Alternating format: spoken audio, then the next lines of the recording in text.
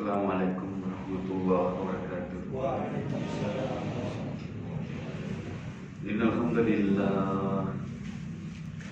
Innal hamdalillah nahmaduhu wa nasta'inuhu wa nastaghfiruh wa nu'minu bihi wa natawakkalu 'alaihi wa na'udzu billahi min shururi anfusina wa min sayyiati a'malina. May yahdihillahu fala mudilla lahu wa may yudlilhu fala hadiya lahu. Wa asyhadu an la ilaha illallah wahdahu la syarika lahu wa asyhadu anna Muhammadan 'abduhu wa rasuluh. Allahumma shalli ala sayyidina Muhammad wa ala alihi wa ashabihi ajma'in, amma ba'd. Qala Allah subhanahu wa ta'ala fi kitabihil karim, a'udzu billahi minasy syaithanir rajim. Innama ya'muru masajidallah man amana billahi wal yawmil akhir, ila akhir ayat. Qala aidan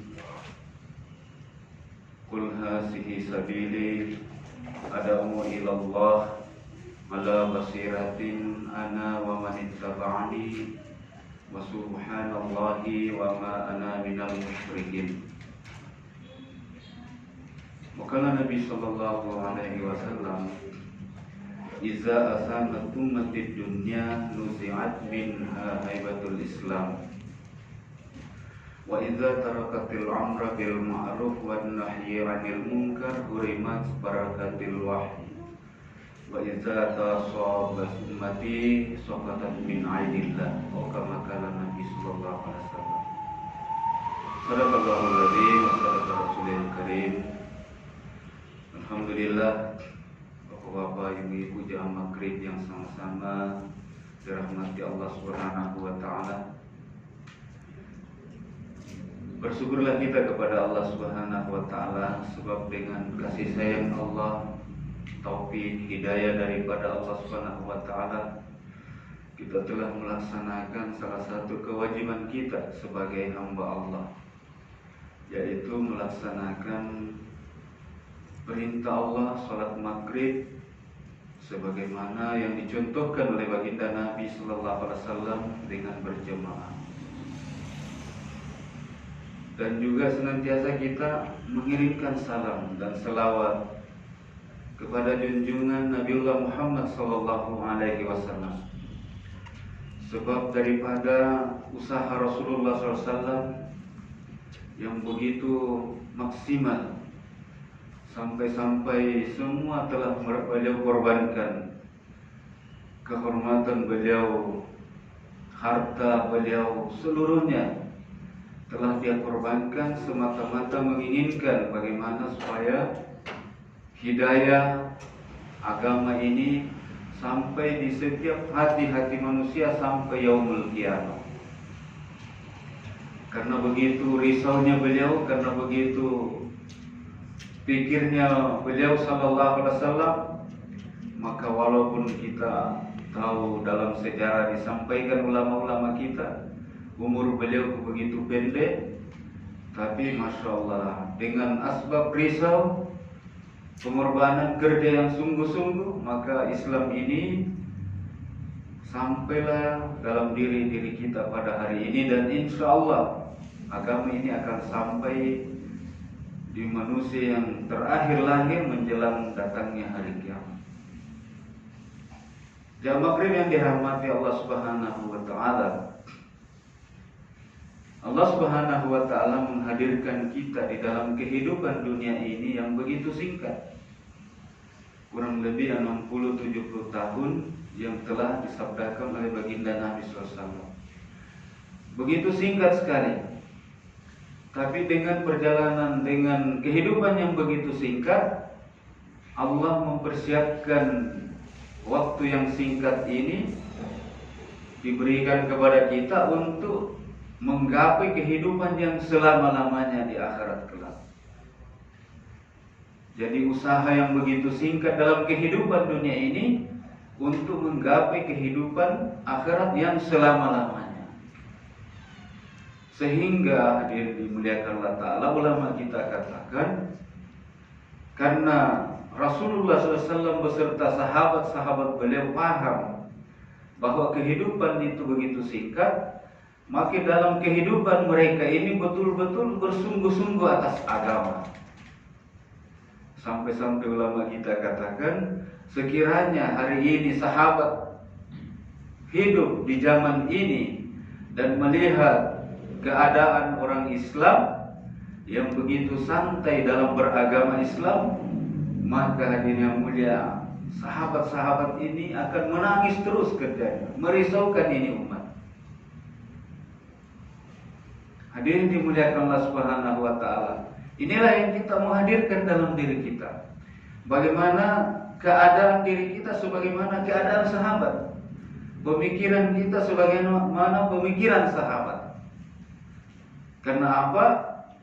Ulama kita kata sahabat ini adalah patron daripada umat ini.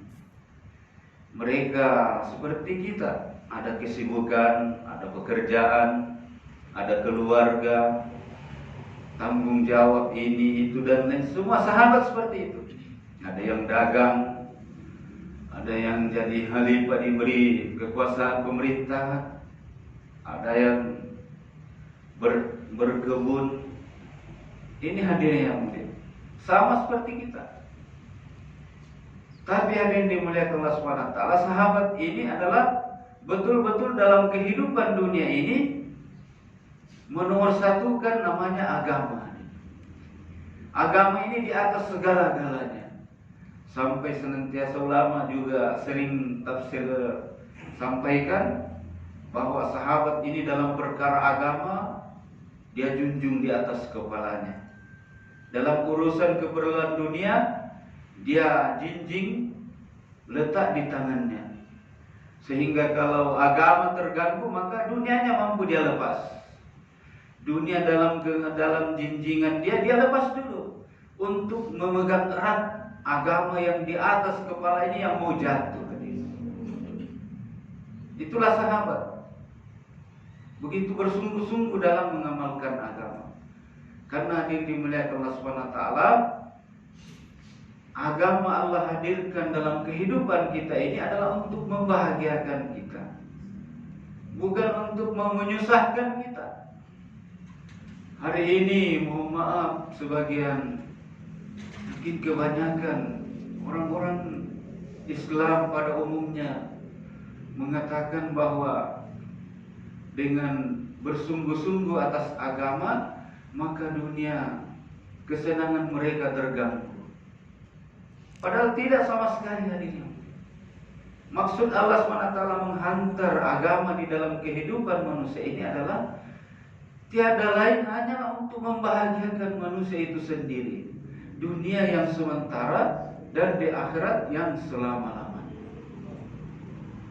Nah, kenapa hari ini kata ulama?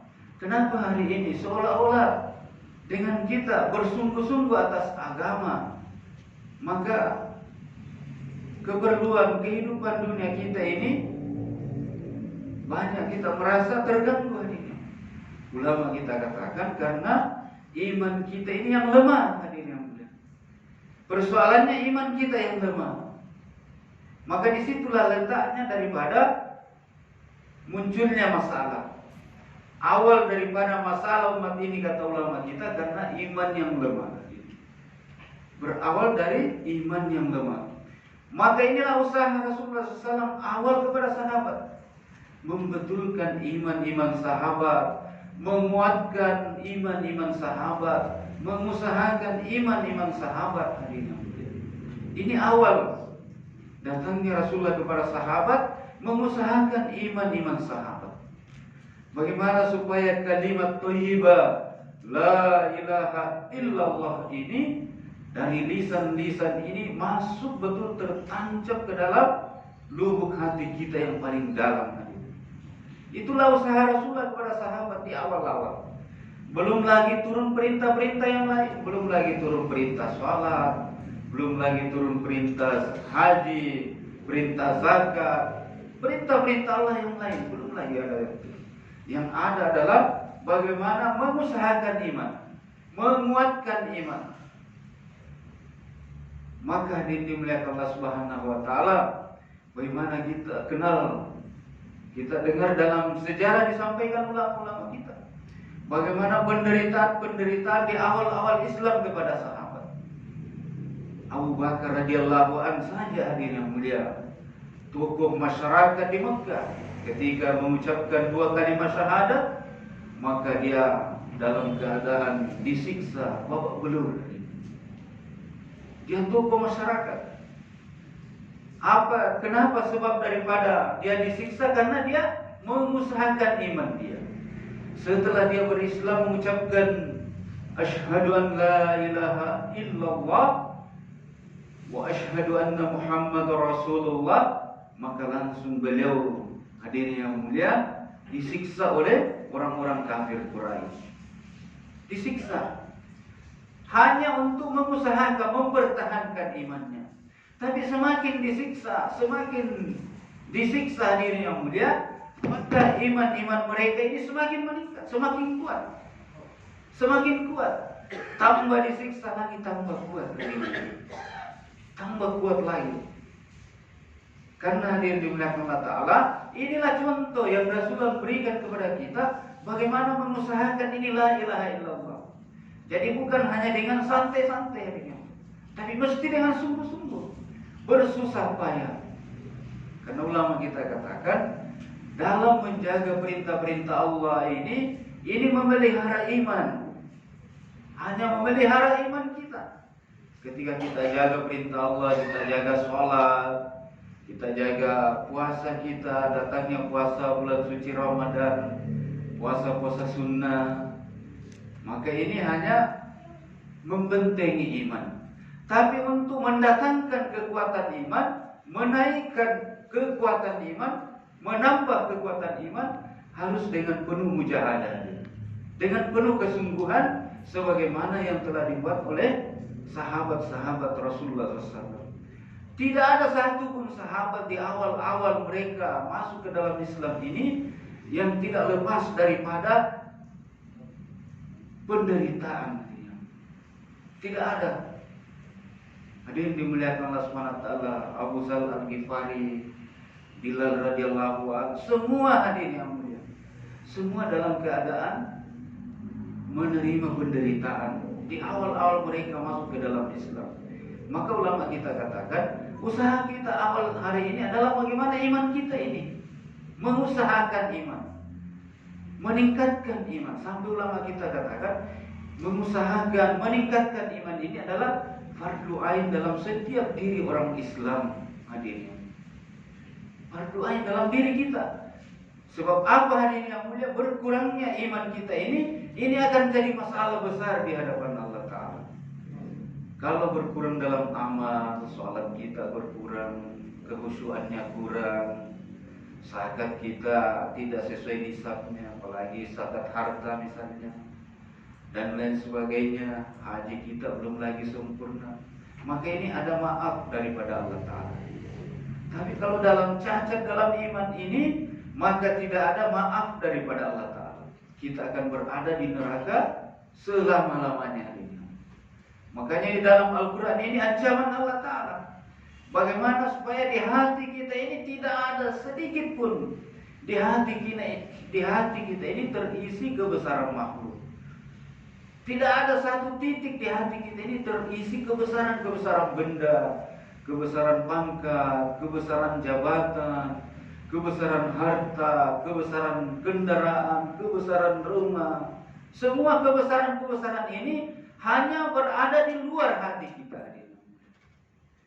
Ulama kita katakan, perkara kebendaan dalam di sekitar kehidupan kita ini hanya berada di luar diri kita, berada di luar daripada hati kita. Jangan sampai masuk ke dalam hati. Sebab apabila kebesaran makhluk tadi, benda-benda tadi ada di hati kita, maka kata ulama kita, mustahil la ilaha illallah masuk ke dalam hati kita, hadirin, secara sempurna. Tidak akan masuk, hadirin, tidak akan menyatu kebesaran makhluk dengan kebesaran Allah Ta'ala. Maka bagaimana caranya? Ini kita harus keluarkan. Kebesaran benda ini dikeluarkan dari hati. Keyakinan kepada benda-benda ini dikeluarkan dari hati-hati kita hadirin. Inilah caranya. Sehingga Rasulullah SAW mendidik sahabat hadirin yang mulia kurang lebih di periode Mekah ini 13 tahun. 13 tahun periode Mekah. Bayangkan kata ulama, ini perkara la ilaha illallah ini belum lagi ada perintah yang lain. 13 tahun mengusahakan ini la ilaha illallah betul-betul tertancap di hati-hati sahabat. Maka ketika ada perintah hijrah ke Madinah, dilanjutkan usaha atas iman di Madinah kurang lebih 10 tahun. Tapi setelah di Madinah, maka turunlah perintah-perintah Allah yang lain. Turunlah perintah sholat.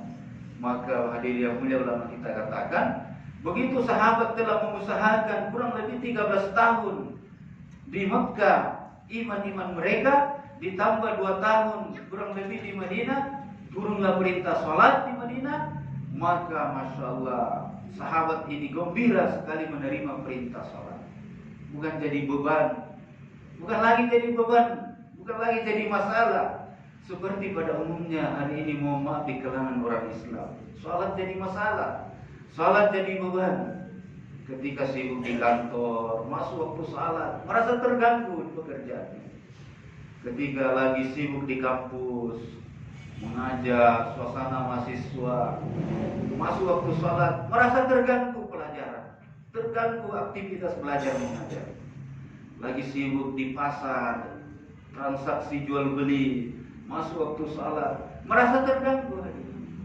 Tapi sahabat ini menerima perintah sholat ini sebagai hadiah daripada Allah Ta'ala. Seperti menerima hadiah. Hari ini ada orang datang ke rumah kita, ketuk pintu rumah, datang bawakan hadiah. Bagaimana hati kita, bagaimana perasaan kita? Pasti senang hadirin. Beginilah kurang lebih ulama kita katakan, sahabat menerima perintah, turunnya perintah salat setelah disampaikan Rasulullah SAW di kota Madinah. Setelah sahabat berhijrah ke Madinah, maka begitu sahabat senang sekali. Maka dimuliakan Allah Subhanahu wa Ta'ala, karena sahabat yakin bahwa dengan amalan salat ini maka seluruh masalah-masalah dunia, keperluan dunia dan akhirat mereka telah disemudahkan dan diselesaikan oleh Allah Subhanahu wa Ta'ala. Itu keyakinan sahabat. Karena salat ini adalah hubungan hadirin. Salat ini artinya hubungan antara hamba dengan Khalik, hamba dengan pencipta, diri kita dengan Allah Ta'ala. Itulah arti salat. Ketika kita takbir Allahu Akbar, maka yang mesti hadir dalam pikiran kita, dalam diri kita ini adalah Allah Subhanahu wa Ta'ala. Tapi ulama katakan, kalau hati kita ini belum lagi tertancap kebesaran Allah, la ilaha illallah, ketika kita takbir Allahu Akbar dalam salat, maka tidak connect hatinya. Maka yang muncul perkara-perkara kebendaan di sekitar kita hadirin.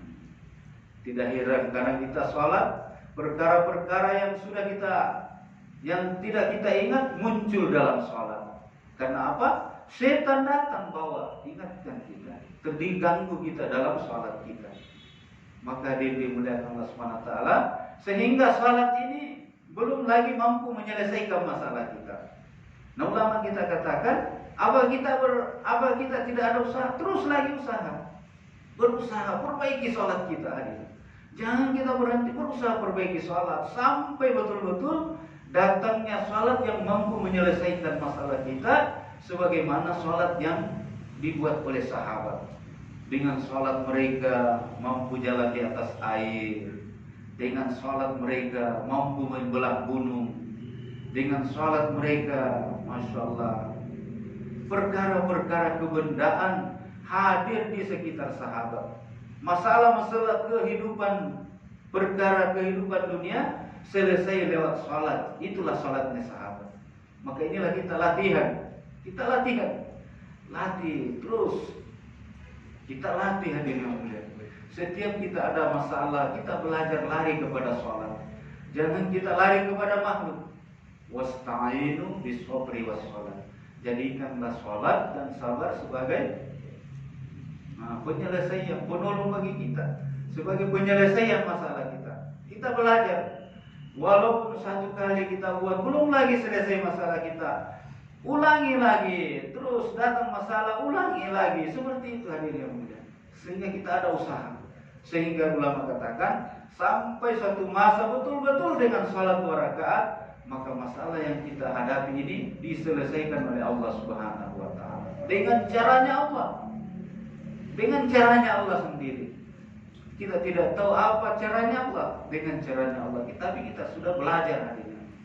Dan hadirin dimuliakan Allah Subhanahu wa taala, untuk menggapai daripada salat yang betul, kata ulama-ulama kita adalah kita mau belajar ilmu tentang sholat. Kita datang ke ulama bertanya bagaimana tata cara sholat yang betul, bagaimana cara takbir dan lain sebagainya.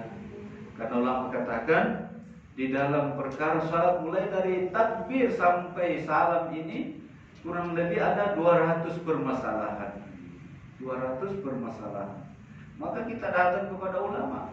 Jangan kita menjauh dari ulama. Kita mesti dekat kepada ulama, bertanya perkara-perkara dalam ibadah-ibadah ini. Ulama kita katakan, pribadi muslim kita ini wajib menuntut ilmu tentang dalam masalah ibadah kepada ulama.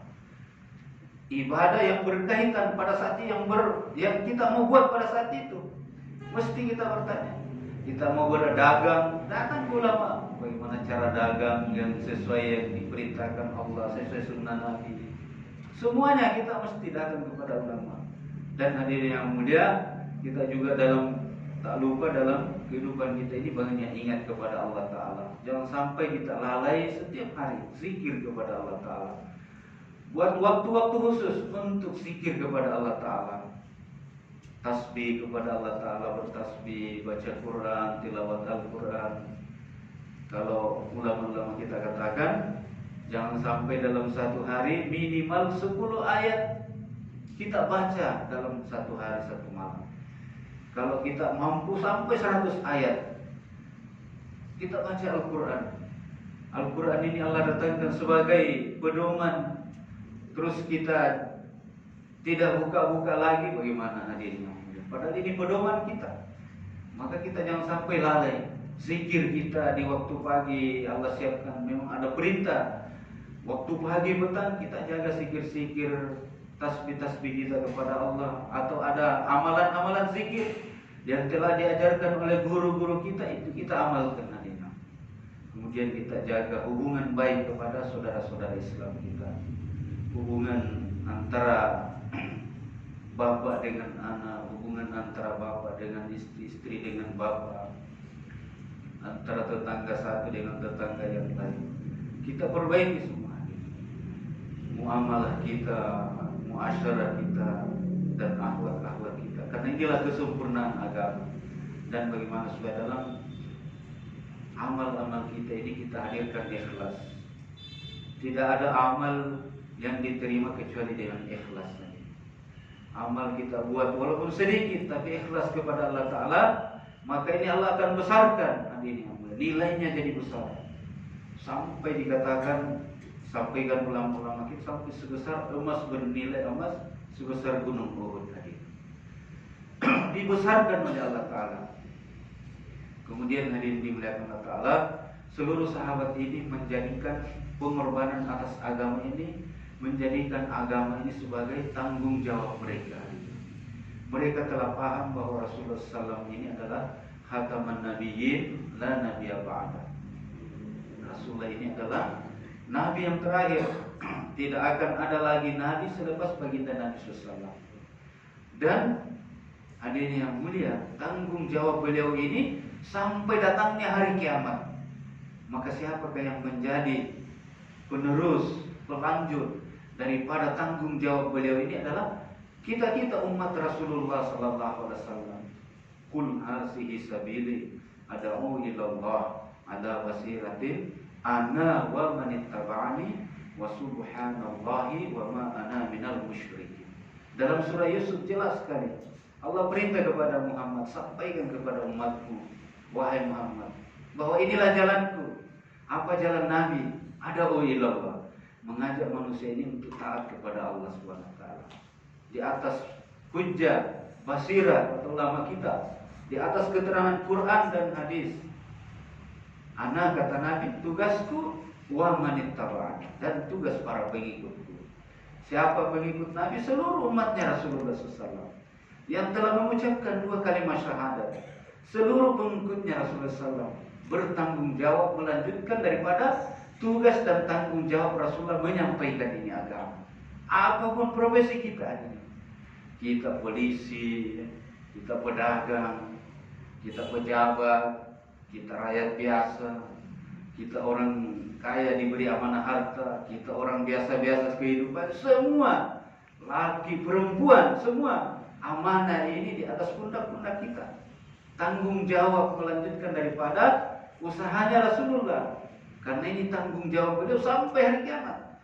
Tapi karena beliau pendek umurnya, maka kitalah ini yang melanjutkan. Dibuktikanlah sahabat. Kita tahu bagaimana Abu Ayyub Al-Ansari umurnya kurang lebih dalam sejarah disampaikan ulama kita 93 tahun. Dia membawa Islam ke Turki, Istanbul, Turki. Abu Ayyub Al-Ansari sampai dia syahid di Turki. Ini sahabat. Sa'ad bin Abi Waqqas menyeberang ke daratan Cina bersama pasukannya, membawa Islam ke Cina. Sampai kuburan mereka pun di sana hadirnya. Ada semua di daratan Cina. Itu sahabat. Sampai kajian yang mulia ulama katakan dalam sejarah kuburan sahabat ada sampai di Aceh. Ada kuburan sahabat sampai di Aceh.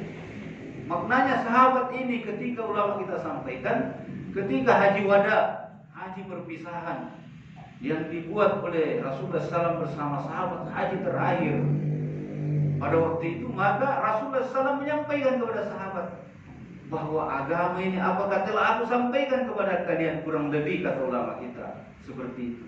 Maka spontan sahabat katakan, benar, tidak ada lagi yang tersisa, kau telah sampaikan semua. Maka ini yang mulia Rasulullah SAW menaskir sahabat bahwa hari ini agama telah ku sampaikan kepada kalian semua. Maka tanggung jawab kalian ini adalah mendakwakan ini agama ke seluruh dunia. Maka itulah sehingga sahabat tersebar. Itu sahabat tersebar di mana-mana kuburannya hari ini. Maka hadirin dimuliakan Allah Subhanahu wa taala, jumlah sahabat kurang lebih dalam sejarah 124.000 dalam buku-buku tarikh sejarah. Disampaikan ulama kurang lebih 124.000 sahabat. Tapi kuburan di sekitar Jazirah Arab ini, di daerah Arab ini kurang lebih hanya 10.000 saja. Berarti selebihnya berapa? Masya Allah, 14.000 di luar. Kurang lebih 10.000 saja kuburan di Jazirah. Berarti selebihnya ini tersebar di seluruh dunia. Inilah sehingga sahabat ada yang di Cina, Sa'ad bin Abi Waqqas dengan pasukannya, Abu Ayyub Al-Ansari dengan pasukannya di Istanbul, Turki. Bahkan sahabat tadi ada sampai di Aceh. Maka sisa hari ini kita lah yang datang di belakang akhir zaman ini, di belakang muncul di belakang, yang dihidupkan oleh Allah Ta'ala di belakang ini. Tugas kita hari ini melanjutkan juga kerja ini, Pak. Maka inilah Roboh bergerak seperti ini. Tidak ada maksud lain, Pak, kecuali belajar mengambil tugas dan tanggung jawab Rasulullah yang telah dibuat oleh sahabat juga tergabung.